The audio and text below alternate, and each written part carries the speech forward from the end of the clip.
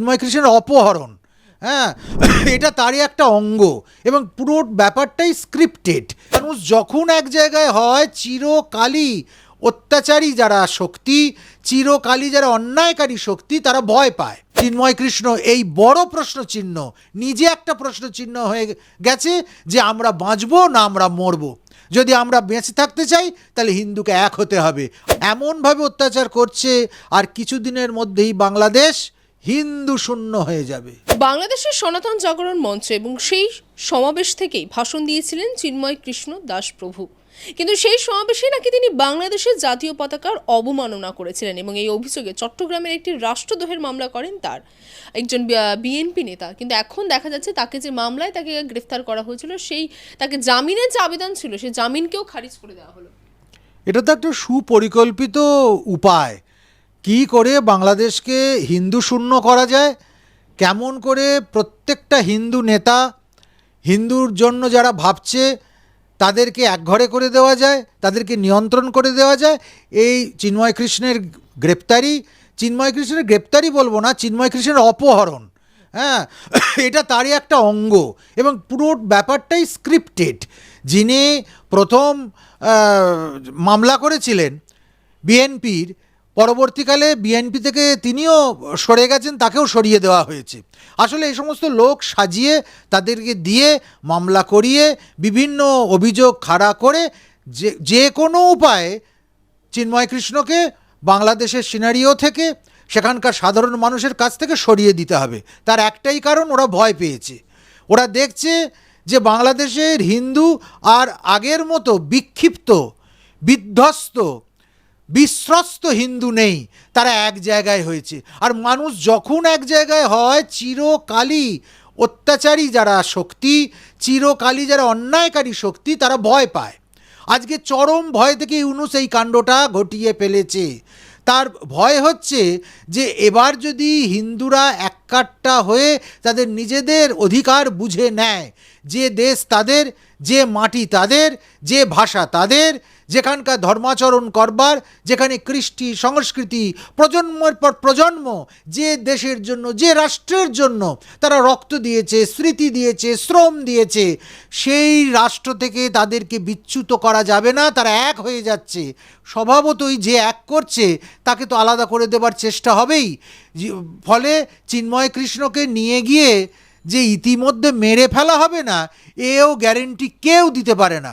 ফলে আজকে একটা বিরাট চ্যালেঞ্জ সারা পৃথিবীর হিন্দুর কাছে, যে আমরা শেষ হয়ে যাব, হারিয়ে যাব, নষ্ট হয়ে যাব, নাকি আমরা এককাট্টা হব এবং আমাদের সাজাত্যবোধ, আমাদের জাত্যাভিমান, আমাদের অস্তিত্বকে আমরা টিকিয়ে রাখতে পারবো। আজকে চিন্ময় কৃষ্ণ এই প্রশ্নের কাছাকাছি আমাদেরকে দাঁড় করিয়ে দিয়েছে। চিন্ময় কৃষ্ণ এই বড় প্রশ্নচিহ্ন, নিজে একটা প্রশ্নচিহ্ন হয়ে গেছে যে আমরা বাঁচবো না আমরা মরবো। যদি আমরা বেঁচে থাকতে চাই তাহলে হিন্দুকে এক হতে হবে। আর যদি আমরা আজকের মতো করে চলি, উদাসীন হয়ে চলি, নীরব হয়ে থাকি, তাহলে কিন্তু আমাদের পরিণতি একদম ভাগাড়ে।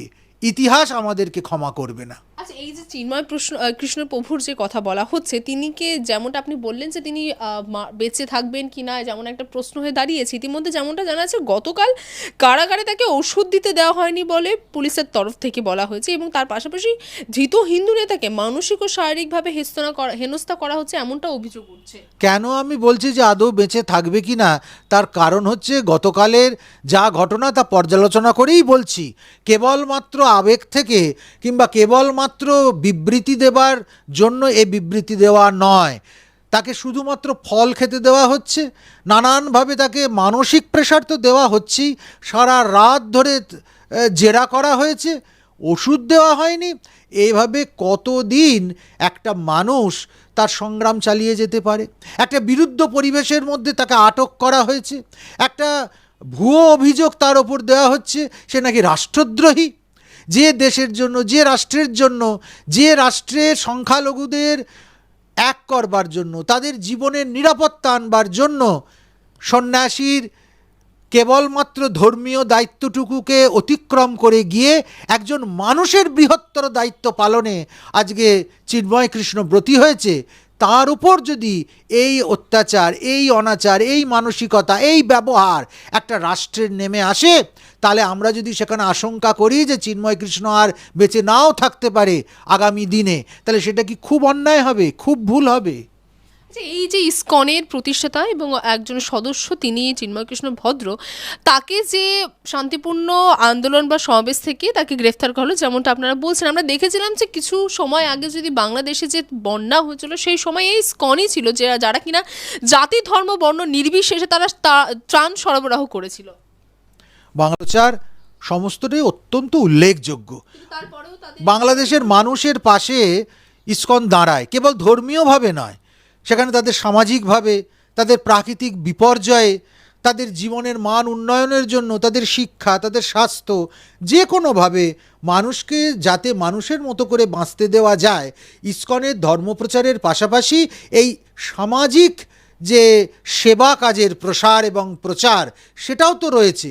সে কথাটা আজকে সবাই যদি ভুলে যায় এবং কেবলমাত্র হিন্দুদের পাশে দাঁড়াচ্ছে বলে, কেবল একটি হিন্দু ধর্মীয় সংগঠন বলে ইসকনকে যদি নিষিদ্ধ করার কথা ঘোষণা করা হয়, তাহলে এর চেয়ে আহাম্মকি, এর চেয়ে নির্মমতা, এর চেয়ে অন্যায় আর কী হতে পারে? আমরা দেখলাম যে এই ঘটনার প্রেক্ষিতে শ্রীরাম জন্মভূমির মন্দিরের প্রধান পুরোহিত আচার্য সত্যেন্দ্র দাস তিনিও বলেছেন যে পাকিস্তানের মতন বাংলাদেশে হিন্দুদের ওপর এখন আচরণ শুরু হয়েছে। এখন কেন, দীর্ঘদিন ধরে এটা শুরু হয়েছে। এতদিন লোকচক্ষুর অন্তরালে হচ্ছিল, বিক্ষিপ্তভাবে হচ্ছিল, এখন রাষ্ট্রশক্তি সহায় হয়ে সংঘবদ্ধ সংগঠিত অত্যাচার পালন করছে, এমনভাবে অত্যাচার করছে আর কিছুদিনের মধ্যেই বাংলাদেশ হিন্দু শূন্য হয়ে যাবে। আচ্ছা, ইতিমধ্যে আমরা দেখেছি যে এই ঘটনাকে কেন্দ্র করেই রাজ্যে বিরোধী দলনেতা শুভেন্দু অধিকারী তিনি বলেছেন যে অবিলম্বে যদি চিন্ময় কৃষ্ণ প্রভুর যদি তার মুক্তি না দেওয়া হয় তাহলে বাংলাদেশ ডেপুটি হাই কমিশনার বিক্ষোভ করবেন।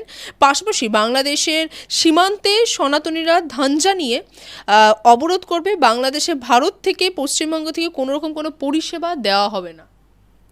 একেবারে সঠিক কথা বলেছে। আমি বিরোধী দলনেতা হিসেবে তার এই বক্তব্যটাকে দেখছি না। আমি একজন সনাতনী হিন্দু হিসেবে হিন্দুর বিপদে, প্রতিবেশী রাষ্ট্রের হিন্দুদের এই চরম বিপদে একটা হিন্দুর প্রাণ কিভাবে কেঁদে উঠেছে এবং তার প্রতিবাদ কিভাবে ধ্বনিত হচ্ছে, শুভেন্দু অধিকারীর এই বক্তব্যকে আমি সেই দৃষ্টিকোণ থেকে দেখতে চাইছি। তার সঙ্গে এ কথাটাও যুক্ত করে দিতে চাইছি যে আমাদের যে সহৃদয় দিদি, যিনি কিছুদিন আগেও বর্ডার খুলে দিচ্ছিলেন, যারা চায় তারাই আসুক, তাদেরকে যিনি জায়গা দিচ্ছিলেন, স্থান দিচ্ছিলেন, আজকে যখন হিন্দুরা সত্যি সত্যি আক্রান্ত হচ্ছে, নির্যাতিত হচ্ছে, ধর্ষিত হচ্ছে, গ্রেপ্তারি হচ্ছে, সেখানে আজকে তিনি চুপ করে রয়েছেন কেন? কেন তিনি ইতিমধ্যে বাংলাদেশ হাইকমিশনকে বাধ্য করছেন না যে তার বক্তব্য আন্তর্জাতিক সমস্ত নিয়ম রীতি মেনে বাংলাদেশের রাষ্ট্রপ্রধানের কাছে পৌঁছে দিতে? এখনো পর্যন্ত নিশ্চুপ কেন? তিনি নিশ্চুপ রয়েছেন তাই নয়, আমি বলবো সেই সঙ্গে সঙ্গে ভারত সরকারেরও উচিত সরব হওয়া।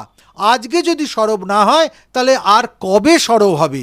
যেদিন সত্যি সত্যি বাংলাদেশটা হিন্দু শূন্য হয়ে যাবে সেদিন সরব হবে, নাকি ভোট আসবার আগে কেবল সরব হবে?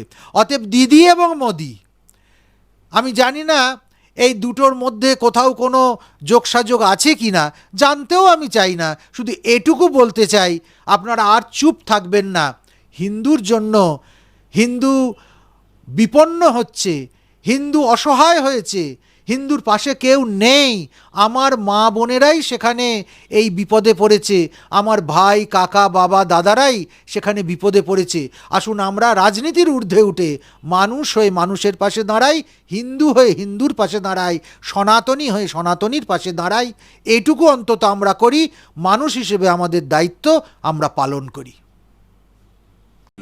বাংলা হান্টের আরো খবর দেখতে নজর রাখুন। বাংলা খবর মানেই বাংলা হান্ট।